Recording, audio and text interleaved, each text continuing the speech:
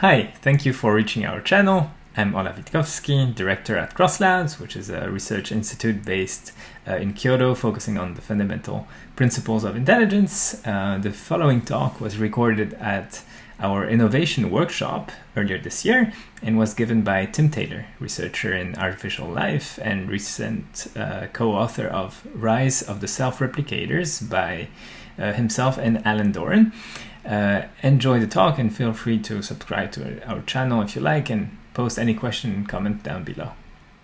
So, hello. I'm going to talk about discovering innovations. And this is work I've been thinking about really since I did my PhD in the mid-1990s on a Tierra-like system a system where you've got computer programs that can make copies of themselves and reproduce and evolve.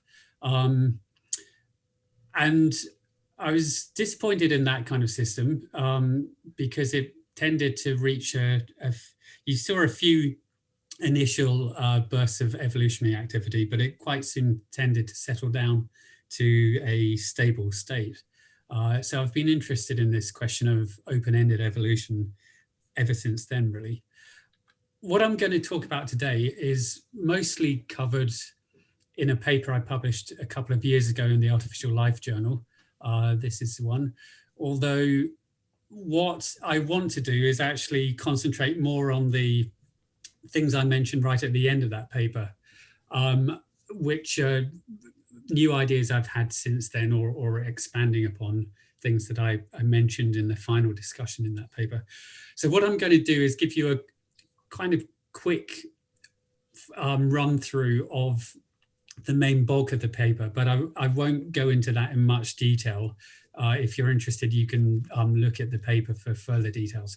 But I've really wanted to concentrate on the new things at the end, which are more I guess, work in progress and things that might generate some more discussion in this workshop, hopefully.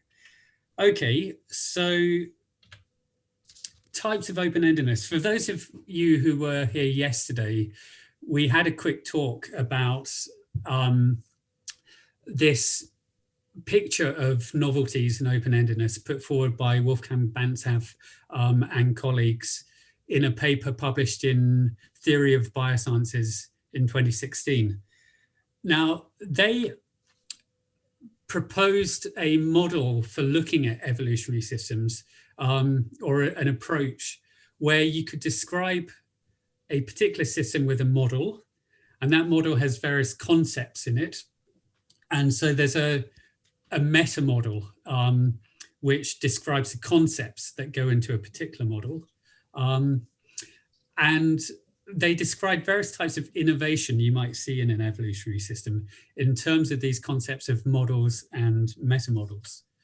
So their first type of innovation, I'm calling exploratory open-endedness. They actually use a slightly different term, but anyway, I'm calling it exploratory open-endedness. The idea there is that you've got a fixed system. So you've got a fixed search space, and evolution is just exploring the space, that fixed search space, and may come across new things in that space, but the space itself is not changing. That contrasts, so okay, example would be a new combination of alleles in a given genome. That contrasts with expansive open-endedness, expansive novelties. Now, in that case, you've got a new model in that there are new concepts being introduced. I'm sorry, not new concepts, but there are new instances of the same concepts. So to describe what's happening in the system, you need a different model, but the model is still using the same concepts that you already had in your meta model. So for example, you might add a new gene or a new chromosome to the individual.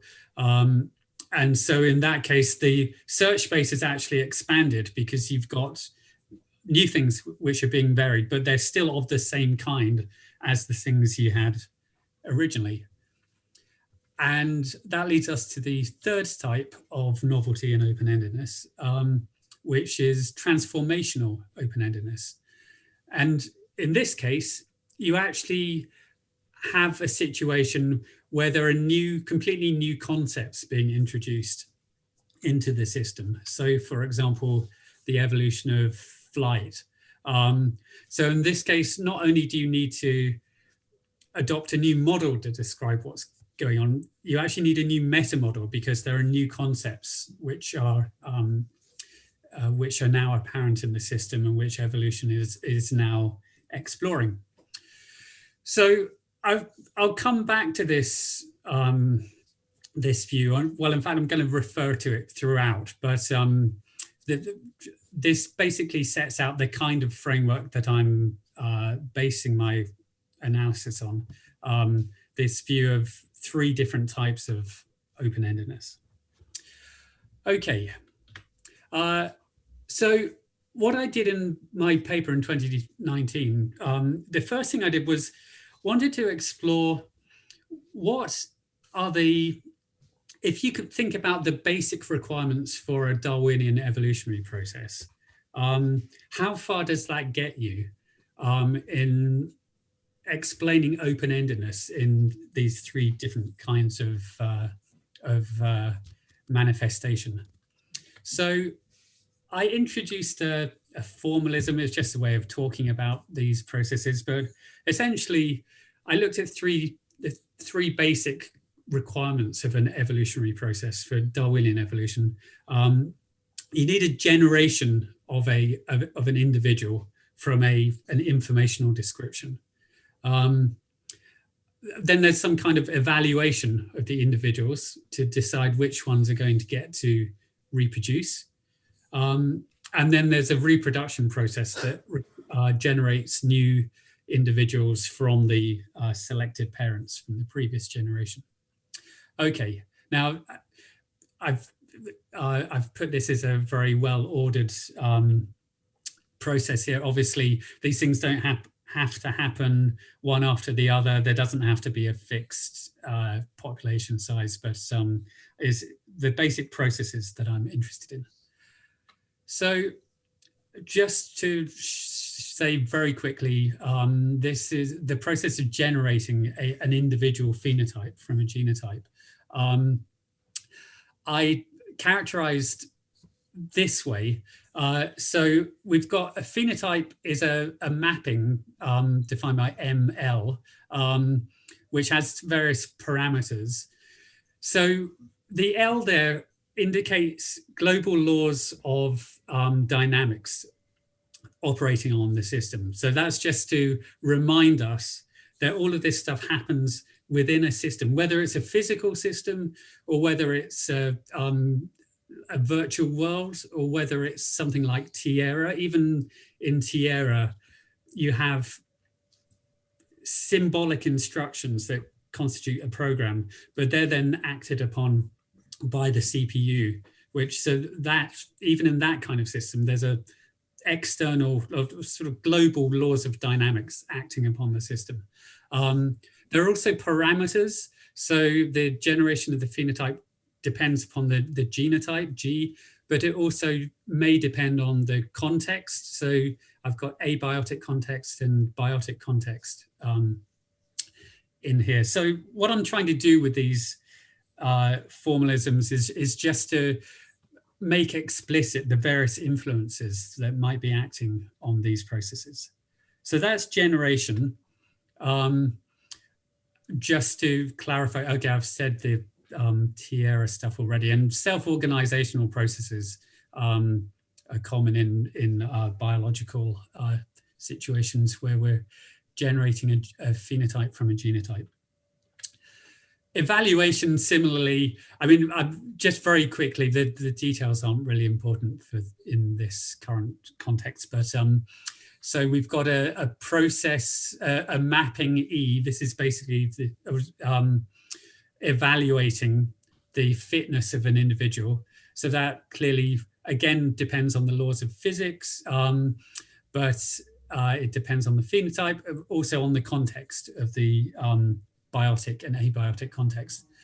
And what that gives you, generally, it gives you the lifetime longevity of the individual. SR there is a reproduction schedule. Basically, the evaluation determines how many, when and how often the individual will reproduce. And also there's a PM is a mate set. So it may, if it's sexual reproduction, depend on other individuals. Okay, and again, the laws of dynamics of the system.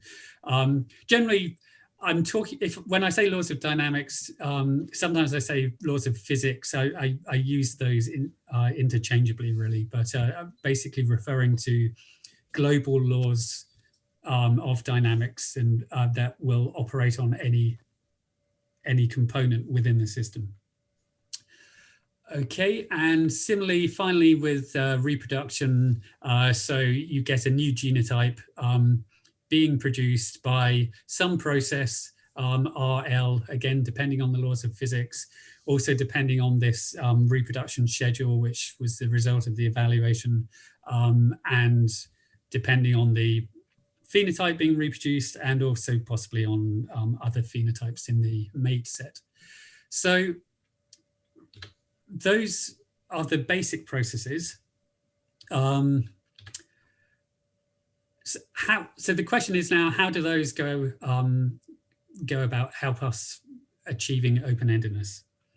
Well, one thing to say from the start is a cross-cutting issue for all of these processes is whether they are implemented extrinsically or intrinsically in the system.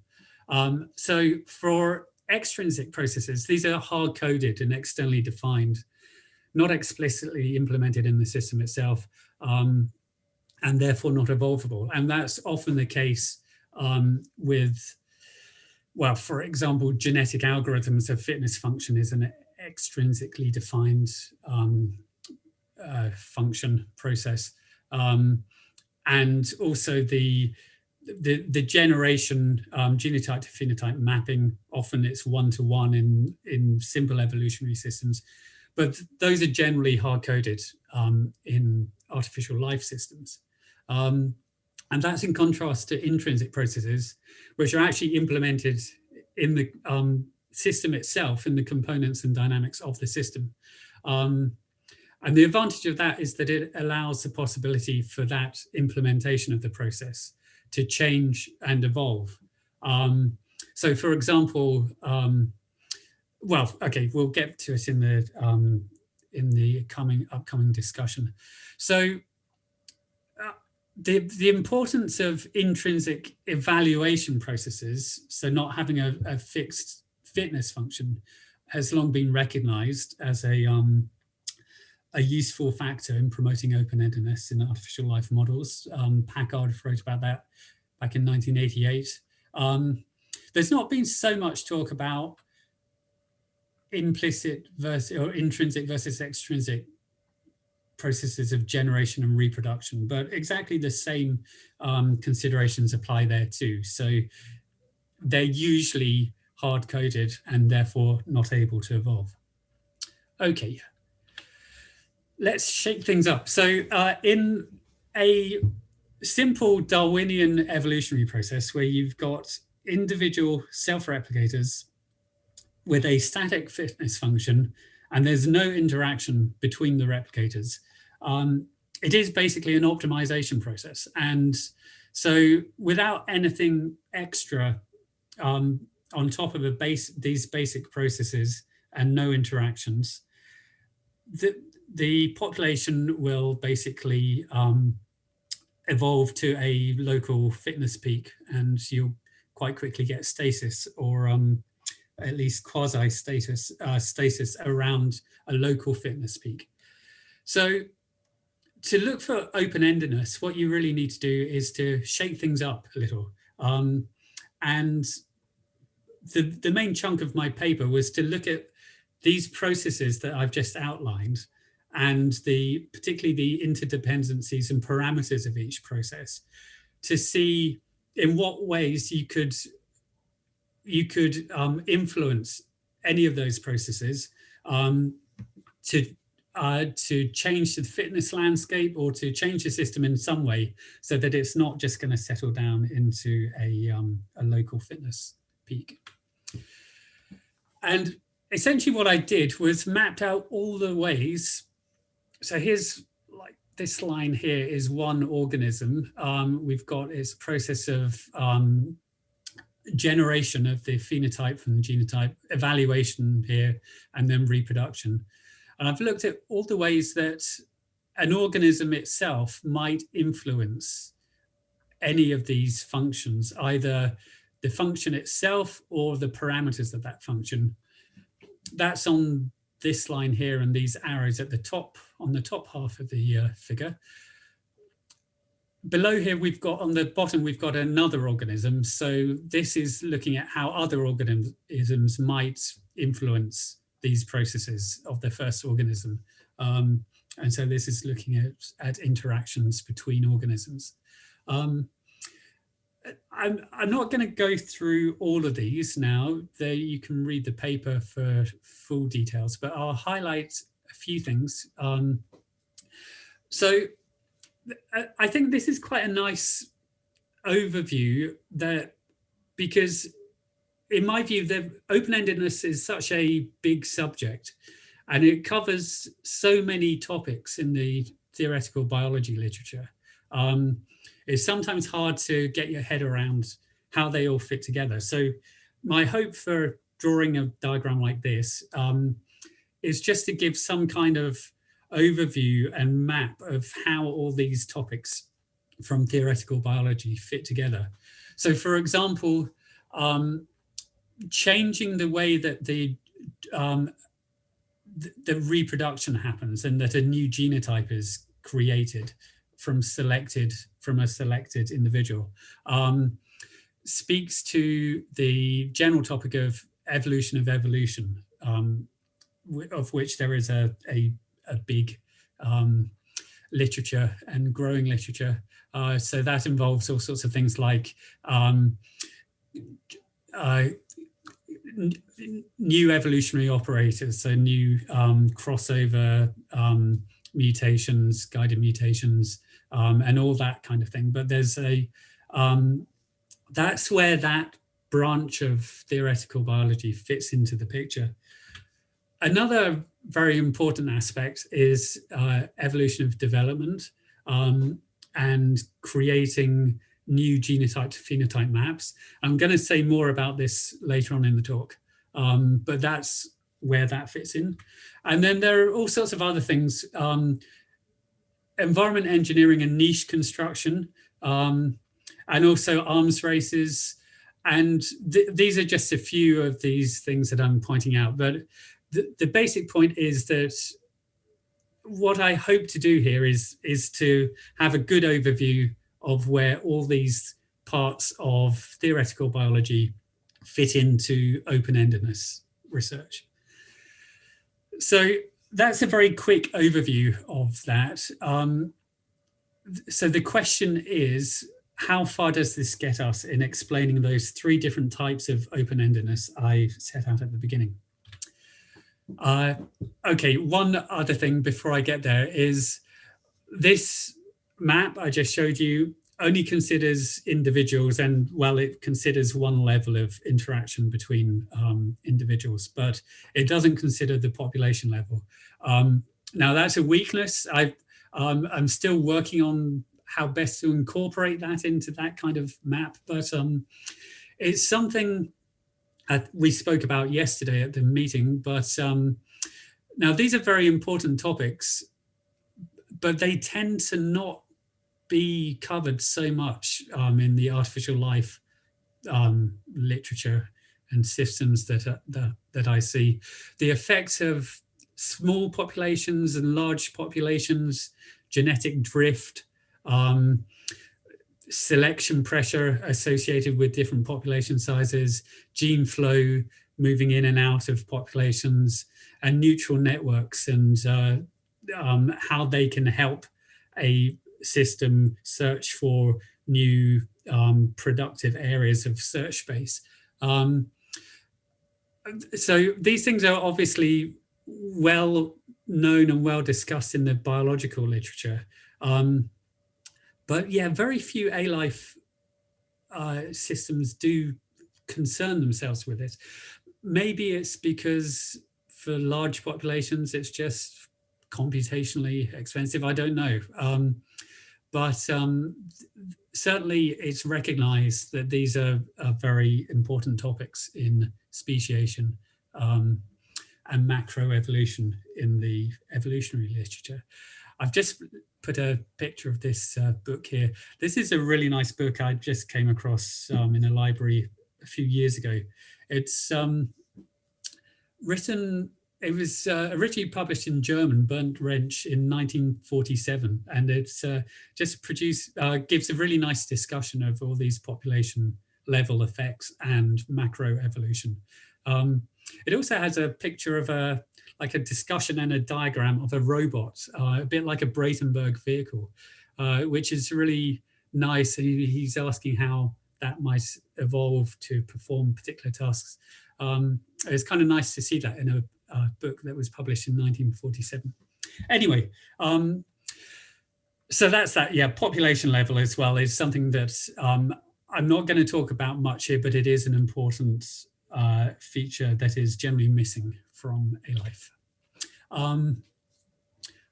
Okay, so all of those routes on the map generally relate to exploratory open-endedness. So they're all about search and searching a particular space, but they don't really tell us anything about the generation of novelty or innovation. So let's see. Yeah, so what about these other two types of open-endedness and novelty, which actually involve enlarging the search space? So expansive open-endedness, if you remember, this is where there's like a new gene or a new chromosome. You've got new examples of existing concepts. How do they come about? Okay, so they change the combinatorics and change the size of the search space. One thing to mention is that, yeah, even without being able to, or introducing anything particularly new into the system, they expand the search space. And because it's combinatorial, often these things, the search space may be so immense that you might have effective open-endedness even within this kind of system, even without introduce some like radically new kind of behavior. So expansive open-endedness is still very much an interesting thing to think about.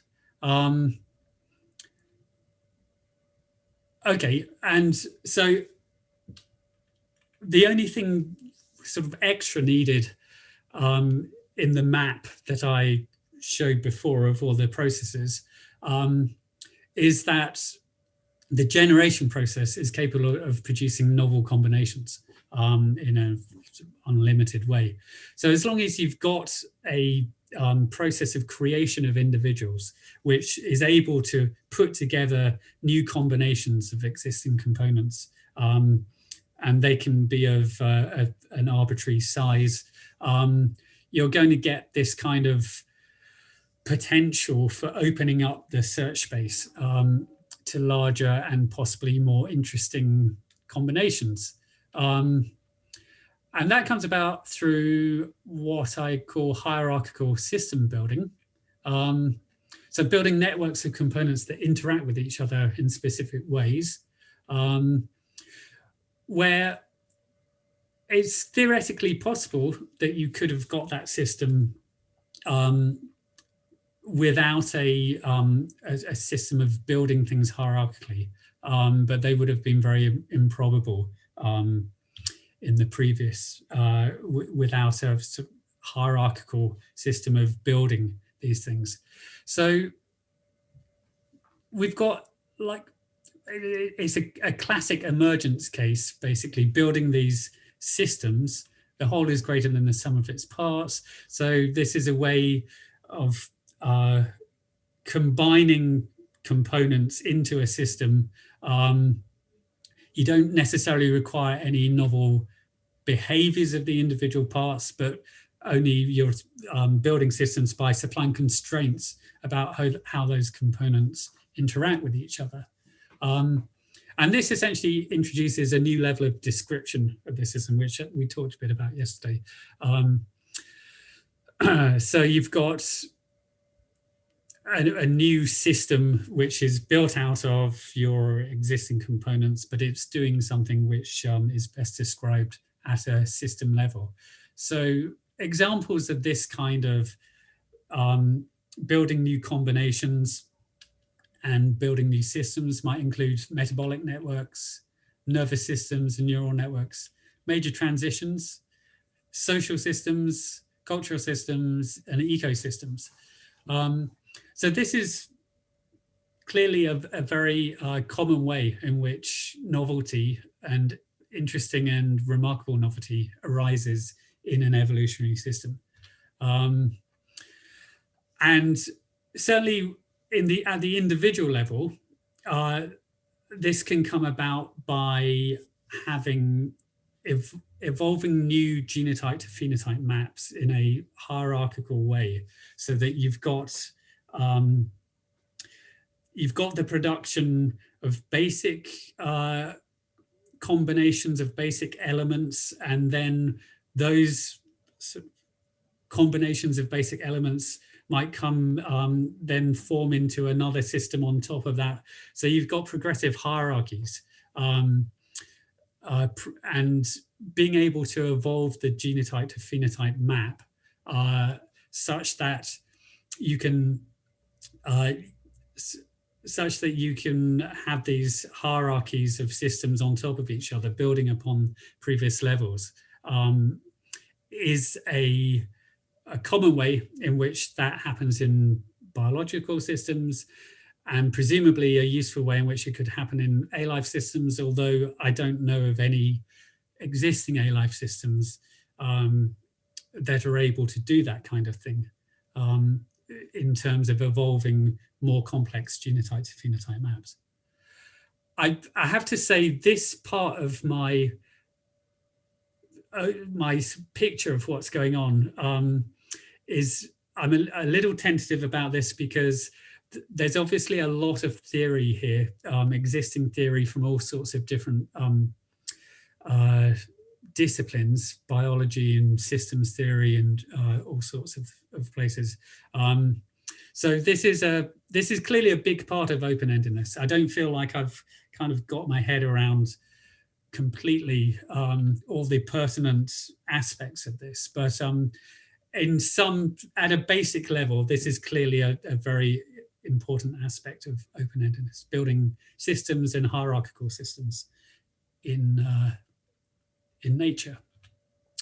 Okay, so we've got a system, we've got a situation where we are allowing new combinations and immense search spaces. How do we explore interesting areas of that immense space? Well, being able to evolve new genetic operators is one aspect of that. And as I was talked about just now, being able to evolve new genotype to phenotype maps is an important, and probably the most important aspect of that. I'm just mentioning a few things here. These are a few things I just happened to have read which had something to say about this subject in the last few weeks, but obviously there's a huge amount of other pre-existing literature on this topic. One thing I wanted to briefly mention was this. Michael Cook works in computer games, and I don't know, I guess many of you are interested in computer games and open-endedness in game type environments. So you might well know Michael Cook. I'd not come across him before.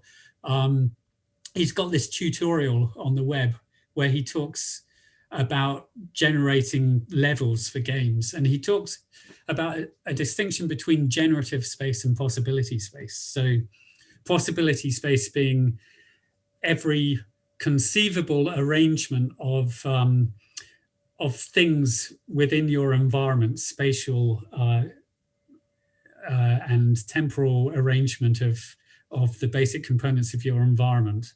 So anything you could possibly imagine your environment looking like, versus generative space. So he's looking at generative systems for building levels.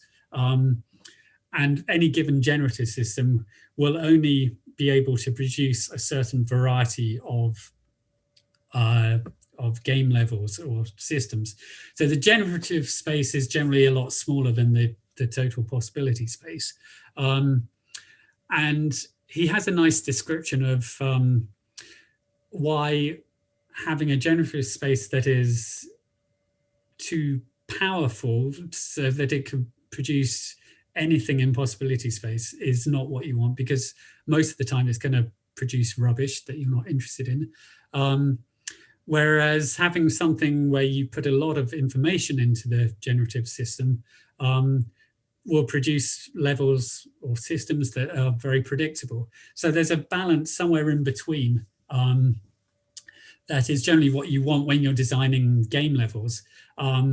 It finds a good compromise between building things that are playable, whereas at the same time, having the opportunity to produce something surprising. And I think that's a nice way of looking at open-endedness as well, and emphasizes this importance of the genotype to phenotype map. That introduces a generative space, which restricts what's possible in terms of the possibility space. But certainly, if you have an evolved genotype to phenotype map, the hope is that it's going to be a better way of finding interesting places in the possibility space. So that's all I'm going to say about that topic. As I say, my thoughts in this area, I think, are a little, they're not yet finalized, and hopefully we can have some interesting talks about this after this presentation. What I wanted to get onto next is talking about transformational open-endedness. This is really where I have the most to say. So this is a situation where you have an evolutionary innovation that is doing something completely unexpected and using concepts that weren't even in your metamodels. So for example, the evolution of flight, as I've said before, the evolution of visual systems where there wasn't any visual system before. So using something completely different to anything that's gone before. So you can think of these as door opening states in the search space that open up possibilities not previously available. So the questions here are, where does this extra space of possibilities come from? And how can the evolutionary system access the new states via intrinsic mechanisms? So in the biological world, this extra space was always there. It's just a matter of biological systems evolving to make use of the existing complexity. And it's interesting to note that the most impressive instances of transformational novelties in artificial systems are found in physical systems. So for example, you've got systems like Pasques, Cariani, Bird and Lazel, who were all evolving things like, well, Pasque's ear that was responsive to sound. Cariani also did work on that. Bird and Lazel evolved a system that turned out to be responsive to radio signals. So these are all making use of unexpected physical systems and physical phenomena. In computational systems, we could similarly start off with very rich environments, and often that's the way to go. And so it's for this kind of reason, looking at evolution in systems with very rich dynamics that I think is a very interesting area to explore in open-ended evolution. And for this reason, I think work by Bert and Bert's lovely work on linear and that kind of thing is really exciting in terms of open-endedness, because a lot of existing work on evolution in computational systems focuses on individual agents evolving, but really doesn't think about the dynamics of the environment at all.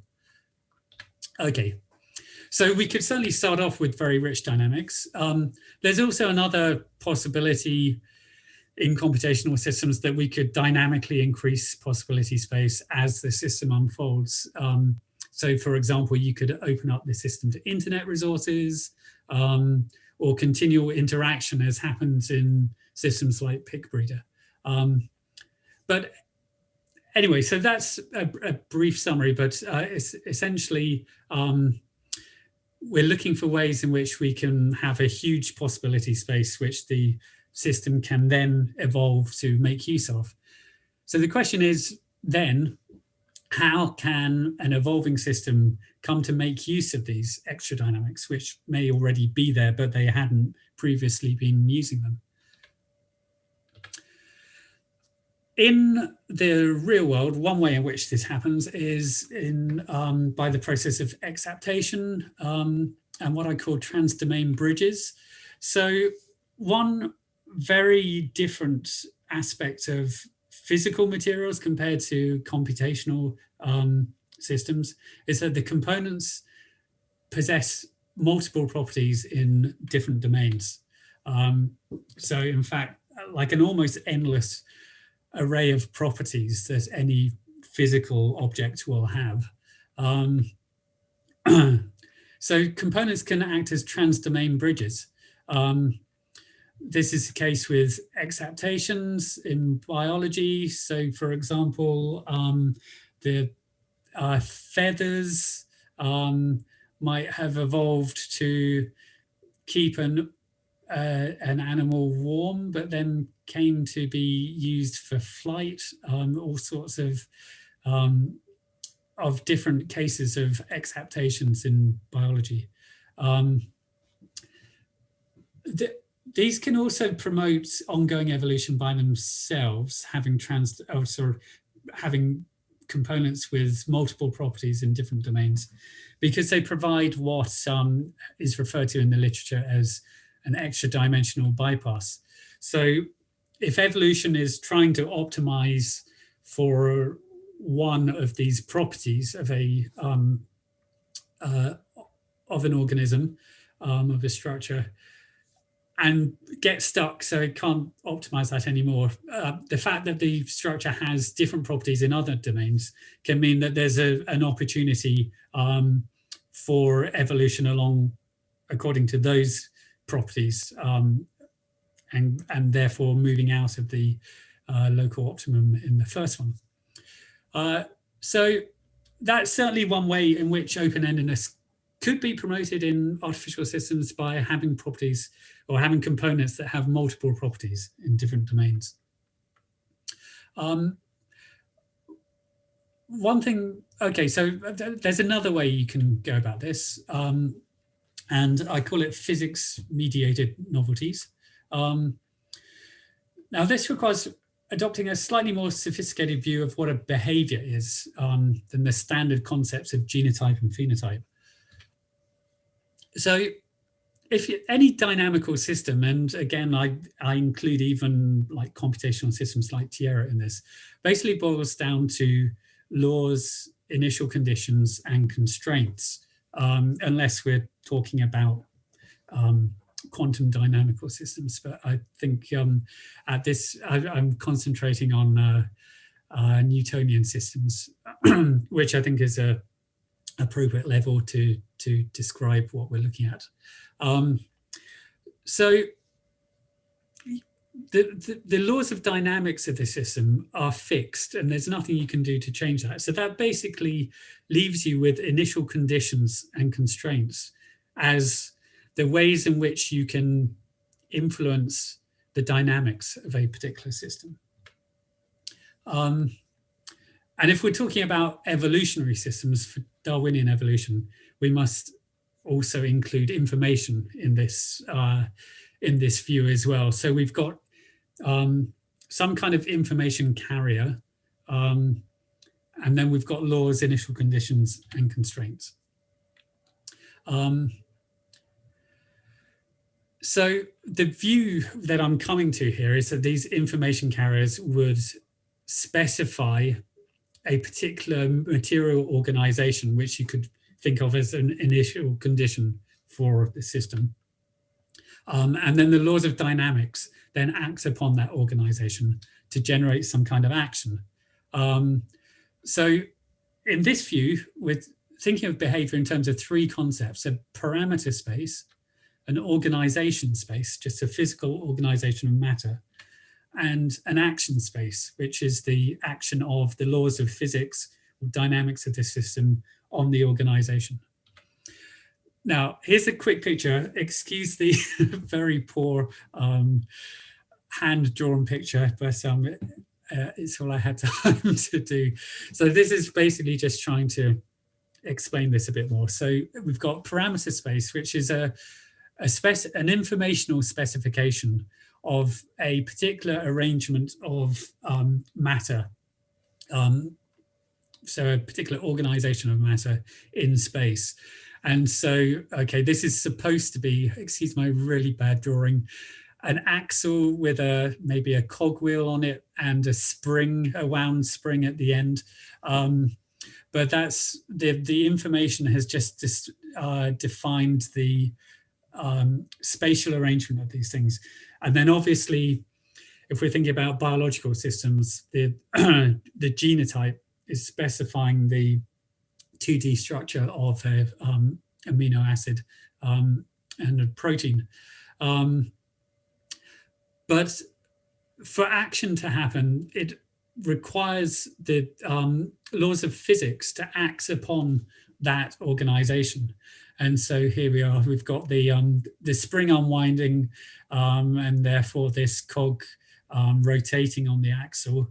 But that comes about through the action of the laws of dynamics. And similarly, in virtual worlds and even in Tierra and Avida, you've got your program, but nothing actually happens until the CPU interprets those the instructions in the program and does something about it.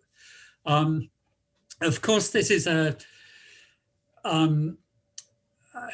there's a feedback here. So the laws of dynamics produce some behavior which will change the organization, which causes new dynamics, and also the dynamics also interacts on the parameter space, because if this is a completely intrinsic system, the parameter space must be defined on a material organization of some form too. And so this is what I call an action. This can also affect other organizations. So for example, we might think there's another cogwheel here with another axle that's close by, so the teeth are interlocking, but is not driven by the spring. But the action of this organization will then cause rotation in the other axle and the other cog. And so that's the change in state of one organization brought about by a change in state in the other organization, mediated through the action of physics. And so there's this view of organization, action space, and behavior, but making distinct and clear the distinction between organization and action as brought about by the laws of physics. So what's the advantage of looking at things this way?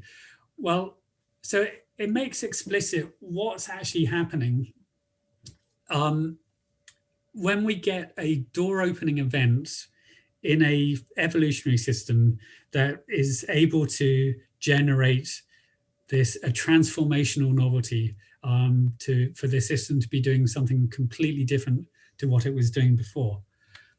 So this requires a discovery of a new special state. So a system that is still built according to the laws that were there already, but this new special state is able to initiate actions in the action space that weren't used before. So actions in different domains, you could say. So you could think about this, for example, in the production of proteins, so genes building proteins. And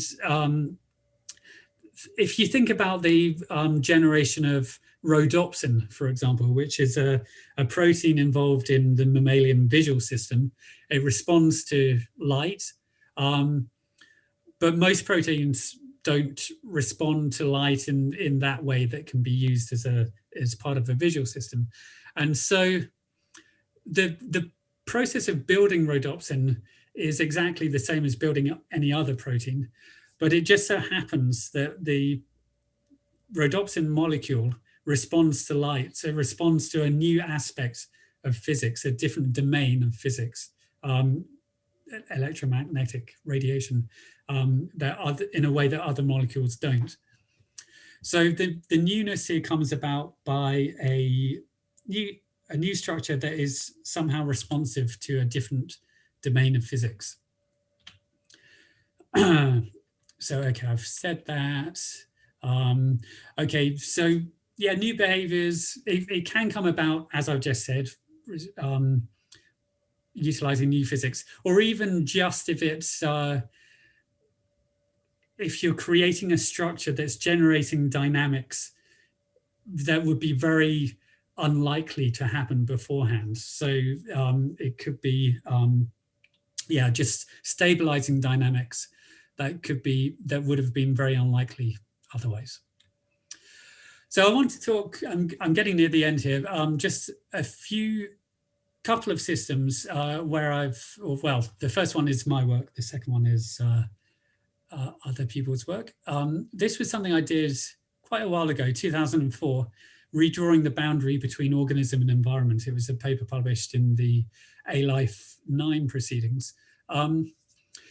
What I wanted to do here was evolve the initial conditions of a cellular automata so that it produced specific behavior. And in particular, what happened, so an individual was guided by their genome, and the individual was able to set the state of cells in a restricted area of the cellular automata, shown by this square. And so I was evolving these individuals to perform a particular task. The task was in three parts. In one part, I presented a signal, which was just setting the state of one cell on the bottom line, which was actually outside but adjacent to the genome area. So this signal could have been on the left or right position.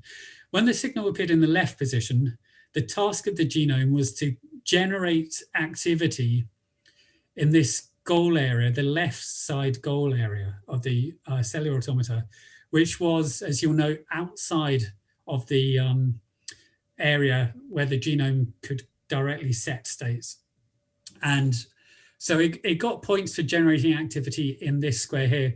It got more points in the darker areas, so more points for generating activity at the top left here, but also some points, but fewer points for generating activity anywhere in this goal area. Similarly, when the signal was on the right position, it got rewarded for producing activity on the right goal area. And in both of these cases, it also got penalized if it produced activity in the wrong goal area. And then a third condition was no signal at all.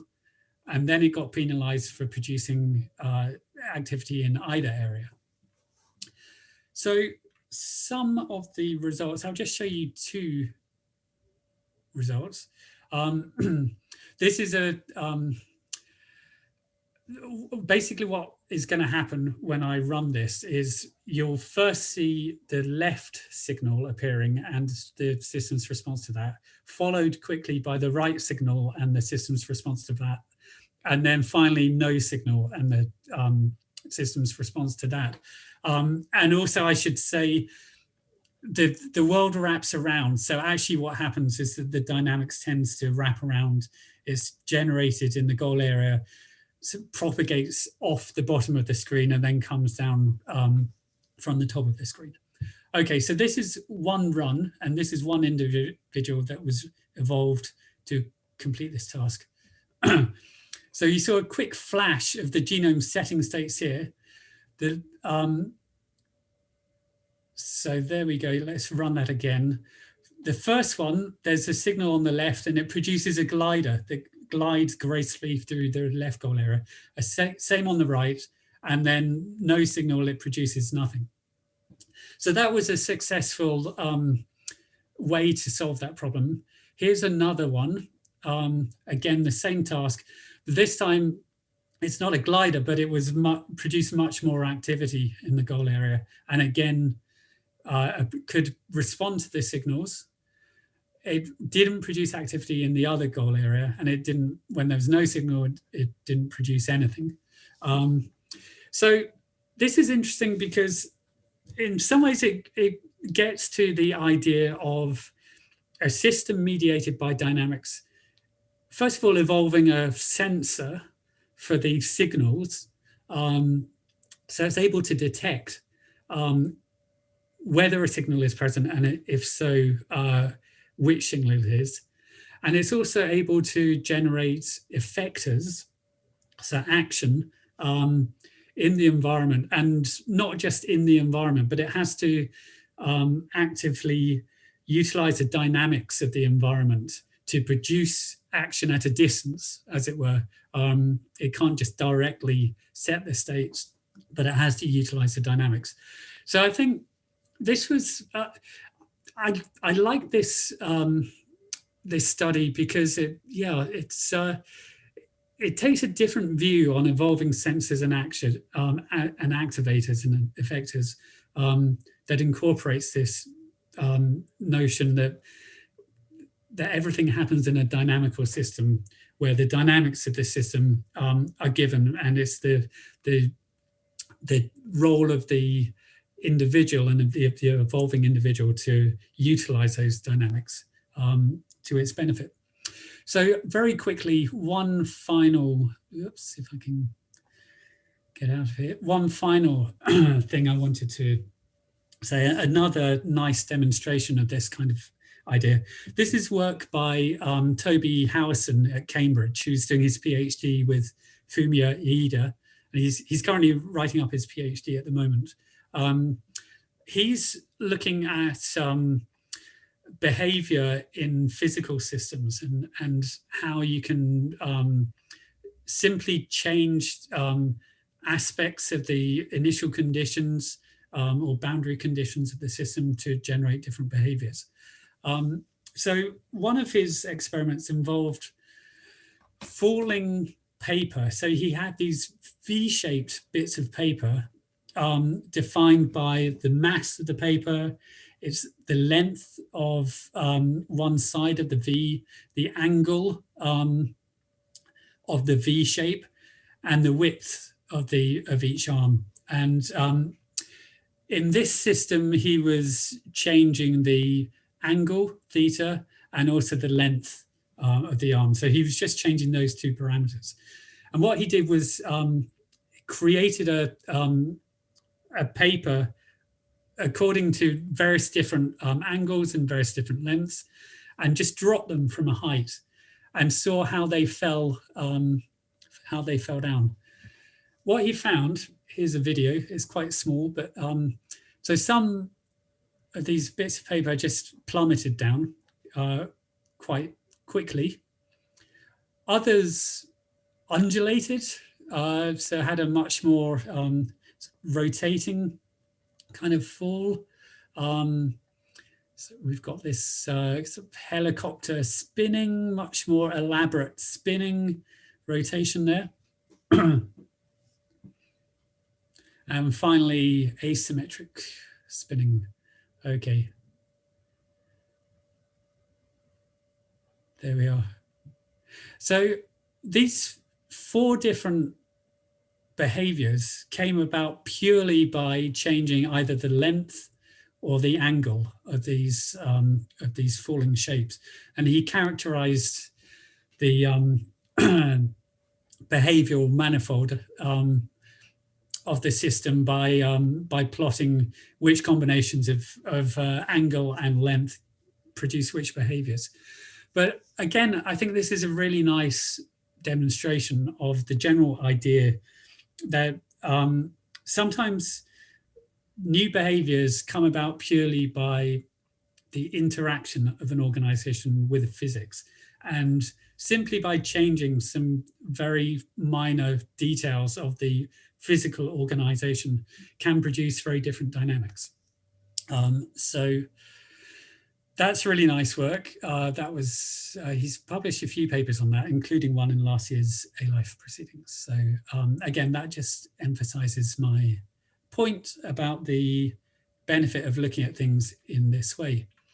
So just to summarize, so taking this kind of idea of behavior moves away from representing behaviors, as is often the way in A-Life systems, as the behavior is attached to a particular component of the system. So you've got a motor or a sensor, or even you've got a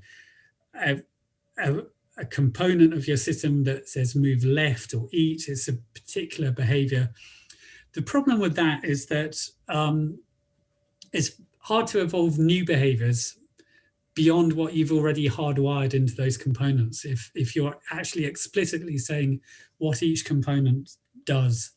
So the POA, so parameter organization action view, moves away from this to a view of action as dynamics mediated by the laws of physics and initiated by the components.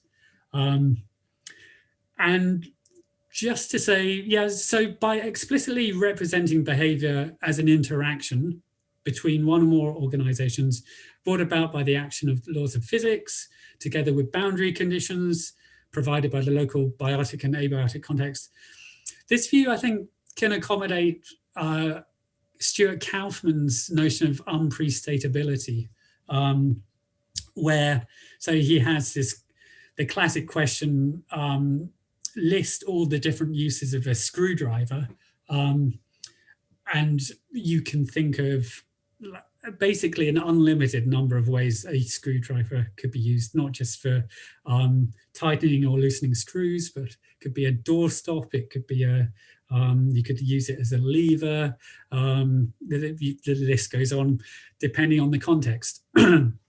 So that is the kind of way the objects in the real world have infinite numbers of uses depending on context. And that's generally not true with computational systems, particularly those where the behaviors are hardwired into the individual components. But if we move towards this view of interactions of components with the dynamics of the system, I think it produces a much more lifelike view of the system and can allow us to see how we might instantiate this kind of transformational innovation into a computational system. Okay, so I've been going on for a long time. Let's finally summarize what I've been talking about. So the framework I set out at the beginning sets out a map of the territory of open-endedness apart from population level. shows how this diverse body of existing literature fits into the overall picture. The basic formalism I set out, the basic processes of Darwinian evolution, only helps with searching a space, so exploratory open-endedness. However, if we allow the processes of generation to create new combinations of existing components, we can also explore expansive open-endedness. But for understanding transformational open-endedness, we need to consider the nature of the building blocks out of which the individuals are constructed and the laws and properties of the environments in which they exist. And this parameter organization and action view, I think, goes some way towards doing that, emphasizing the physics mediated, that novelty comes about through physics mediated action.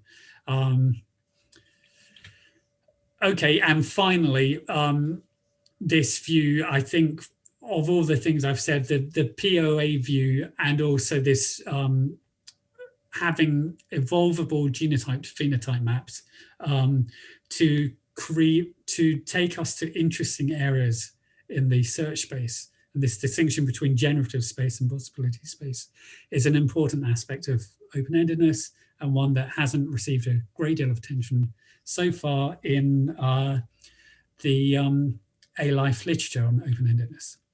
Okay, that's the end of my talk. I will just finish by saying open-endedness, evolutionary innovations are very interdisciplinary areas.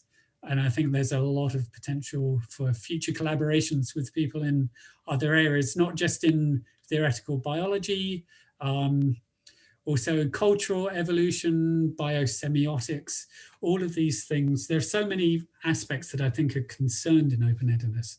And I think it's a really exciting area to be working in, with lots of potential for moving things forward on a lot of different fronts. So that's the end of my talk. Thanks very much. And now we'll have a few questions from the audience, starting with Dennis. Yeah, I asked 2 questions, but I like my first one more, and it was first, so I'm going to start with it, which is about the timescale of the different components that you identified at the beginning, like Evo versus Evo-Devo.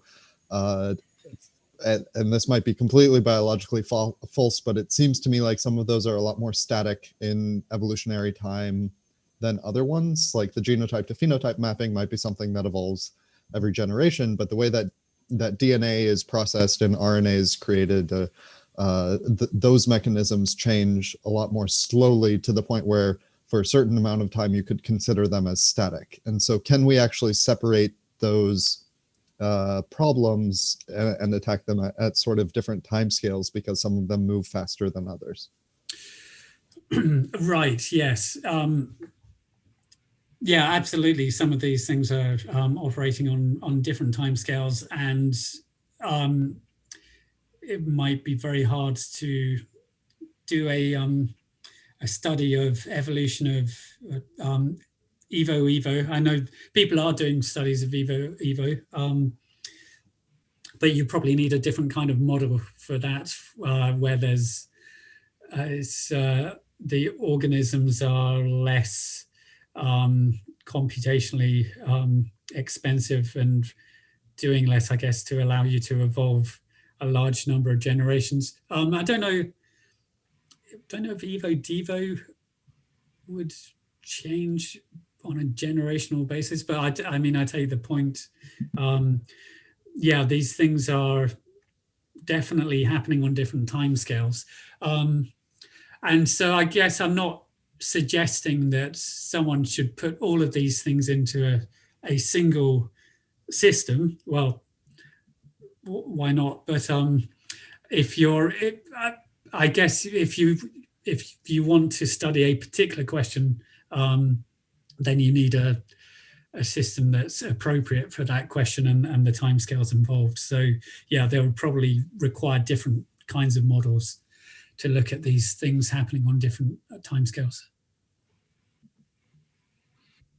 Let's see. Yeah, I guess there's a question from me that was, I guess the thought about so when you talked about population effects, and I was thinking about all the part of the literature from multi-level selection theory and everything that is evolution of altruism or cooperation or coordination between agents, and how that scales differently and with size. I guess how what do you think about that part of the literature? Does it plug into?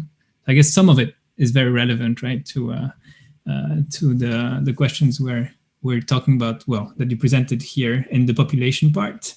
How does that plug into this OE? Obviously it is very relevant, and I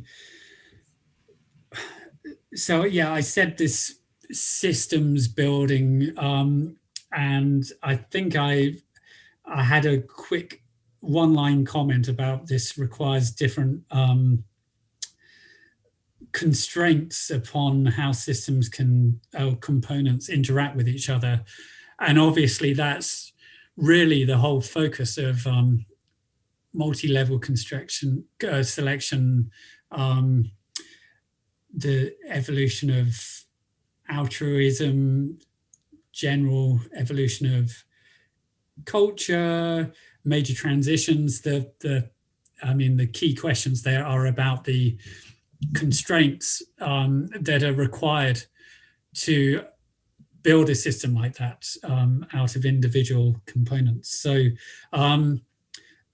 there are lots of questions. They're very relevant, and I guess it goes back to my answer to the previous question. For particular questions will require particular models and will be leaning upon a whole load of existing literature on specific topics. Right. So, I guess out of all of this, one of my reasons for doing this and showing how all these different bits of literature fit together was that I'm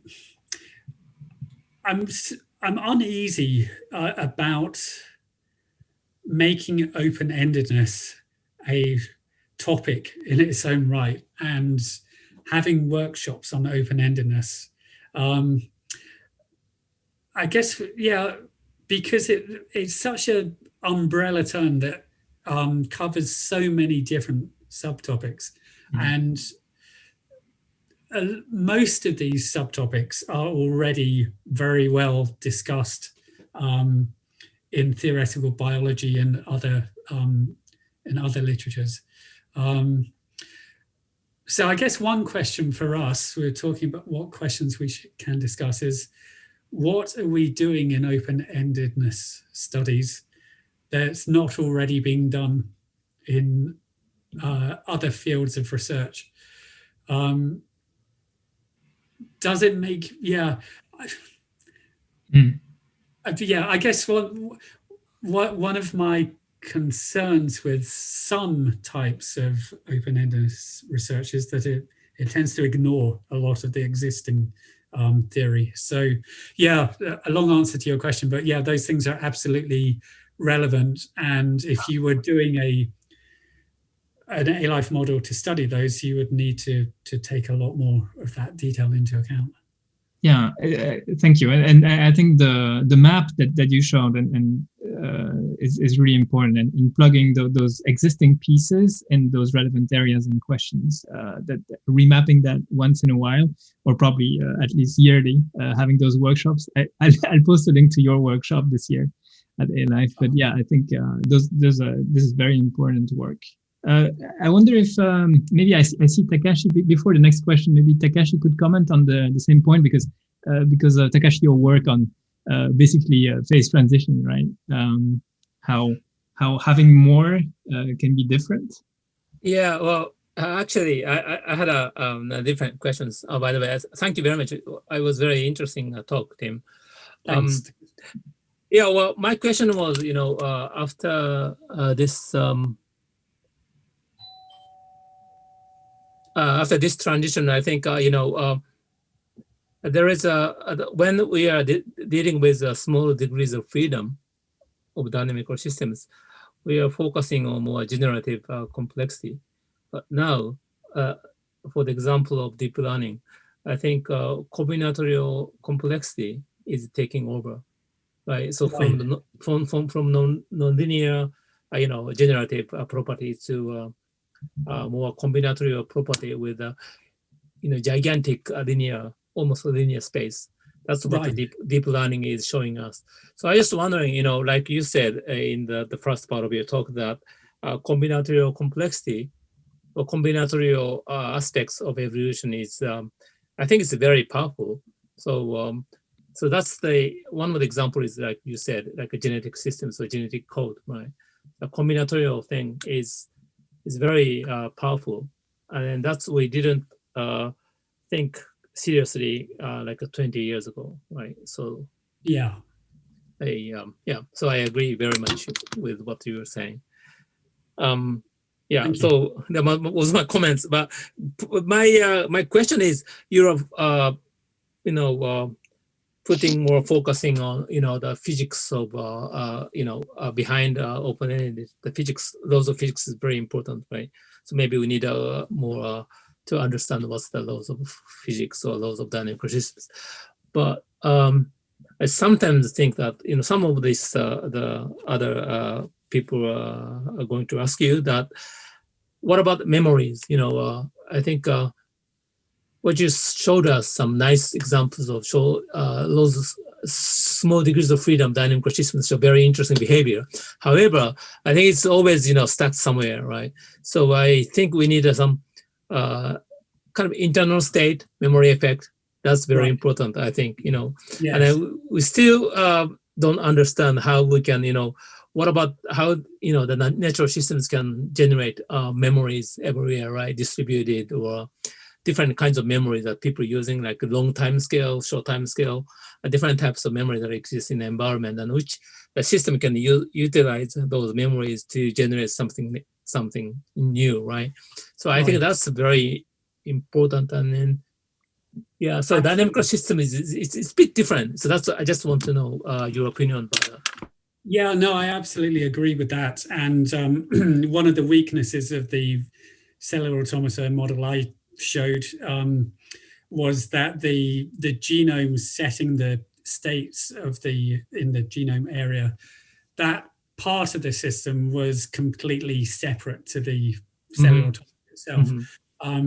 And so what you'd really want is a dynamical system where information memory could arise within the system itself. Right.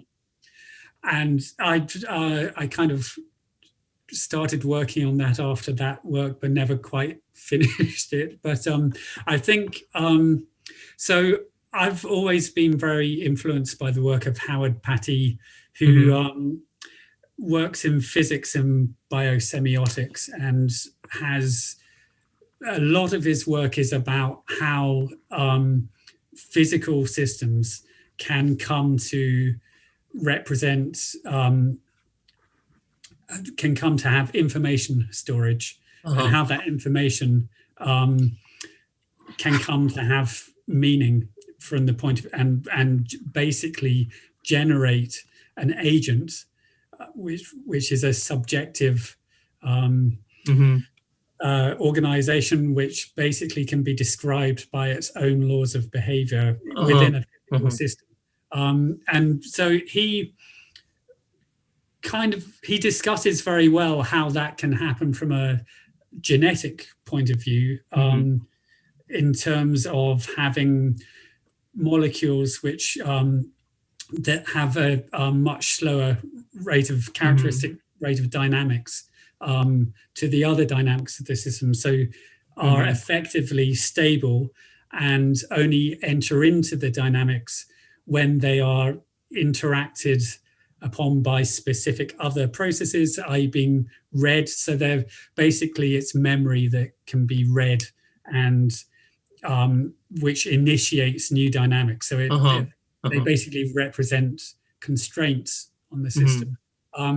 So yeah, I see. Patty has basically given a very nice description of how that happens in the physical world at the very low level of genomes. But then, as you say, yeah, the things for interesting behaviors in the nervous system and how that can all come about through in a system completely described by laws of dynamics. So did Patty come up? Did Patty come up with practical examples? As far as I know, like spin glass models and then charge density waves. Those two systems has some strange memory effect. Right. Okay. Yeah, it's comparable with the genetic system sometimes. So I just want to know, how. Oh, okay. Yeah. No, Patty hasn't proposed models. He just discusses how it could have happened in the physical world in terms of genetics. So, yes, I've not looked much at spin glass models.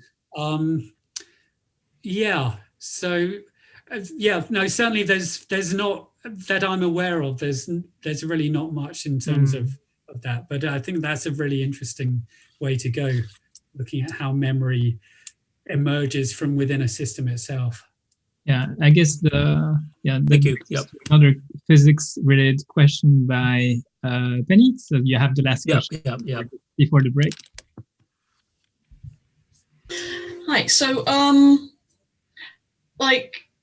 part of what you spoke about there was this idea that in nature, a component can be interpreted in many different ways, which is how feathers for heating can become feathers for flight and such. So does this mean that what we actually need to be looking at is more at the physics? Do we need to be creating richer physics environments within our systems to allow for those sorts of different interpretations?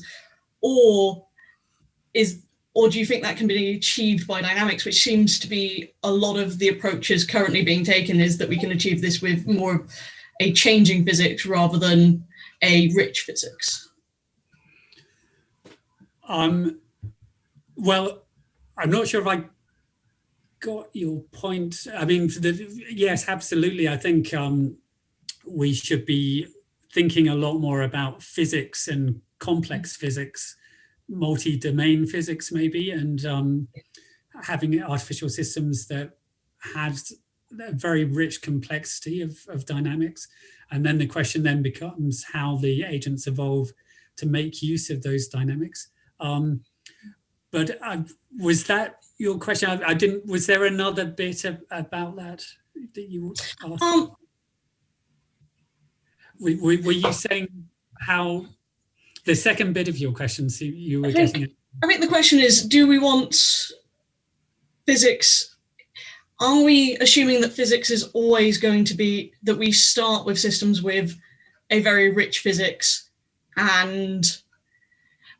or do you think you can achieve that by having your physics expand over time or change over time to allow things sort of to go from, in terms of sort of going from, say, something in the sea to something on land? Do you think you can evolve something as though it were in the sea, in this analogy, to then add the idea of land later, so that, because I know that's been used in the past as a sort of reasoning of we'll get it to this point and then evolve it to the next point? Or do you think you have the pre-existence of the land physics? I mean, you could do that, yes. I guess what you lose by doing that is that if you're evolving something to swim, and then put it in a land environment and it walks, it's not so surprising. I guess if you start off with a very complex physics, it also, this idea of an extra dimensional bypass, you don't know at what point evolution might choose to make use of other physics and other domains of interaction. So it's presumably a more evolvable system that if you start off with a rich system rather than drip feeding it as evolution goes on. In that case, though, how do we know if we've started with a sufficiently rich physics, or do we just have to keep trying to make it richer? Sufficiently rich for what? Yeah. I guess that's the question. I think we touched a bit on that in the past days too. Well, thank you again, Tim. Thank you everyone for joining. That's the end of the questions. Please join our next events, and bye for now.